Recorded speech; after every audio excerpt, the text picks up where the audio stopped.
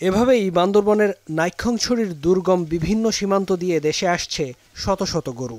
আইনশৃঙ্খলা বাহিনীকে ফাঁকি দিয়ে অবৈধভাবে আসা এসব গরু চলে যাচ্ছে বিভিন্ন এলাকায়।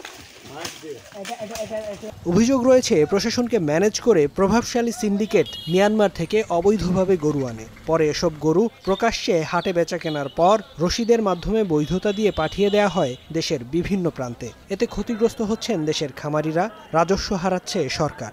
মায়ানমার থেকে হাজার হাজার গরু সোমবার এবং বৃহস্পতিবার এখানে আসে সরকারের রাজস্ব ফাঁকি দিয়ে। এই সীমান্ত বাহিনীর যারা আছে দায়িত্বরত থাকে তারা কি করে জানে না। আমি অনেক সময় দেখি যে বিজিবির সামনে দিয়া হাজার হাজার গরু চলে আসে। অরিজিনাতে যারা আপনার ব্যবসা করে এবং অরিজিনাতে যারা হাট যারা নিয়েছে তাদের থেকে তারা রসিদ গ্রহণ করে ওই গরুগুলি বৈধ করে তারা সড়ক পথে বিভিন্ন দেশের বিভিন্ন প্রান্তে নিয়ে যাচ্ছে। এছাড়া গরুর সাথে বিপুল পরিমাণ ইয়াবার চালানো দেশে আসছে বলে অভিযোগ রয়েছে। বিভিন্ন সময় চোরাই পথে নিয়ে আসা এসব গরু জব্দ করা হলেও ধরাছোঁয়ার বাইরে রয়ে যায় সিন্ডিকেট সদস্যরা। আমরা ছোটকালে আসতাম, এখান থেকে টাকা নিত না, কিচ্ছু নিত না।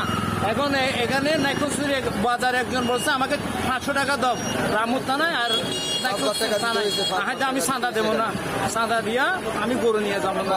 রাজনীতিক বলেন, জনপ্রতিনিধি সবাই প্রায় কিন্তু এই ব্যবসার সাথে জড়িয়ে গেছে। তবে অভিযোগ পেলে ব্যবস্থা নেওয়া হবে বলে জানান নাইক্ষ্যংছড়ি উপজেলার নির্বাহী কর্মকর্তা।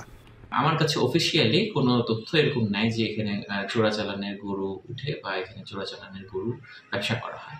যদি এরকম কোনো অভিযোগ আসে এবং অভিযোগ যদি প্রমাণিত হয় আমরা আইন অনুযায়ী ব্যবস্থা নেব। গেল মাসে গরু চোরাচালান করতে গিয়ে সীমান্ত মাইন বিস্ফোরণে আহত হয়েছেন অন্তত 12 বাংলাদেশি। এখন বান্দরবান।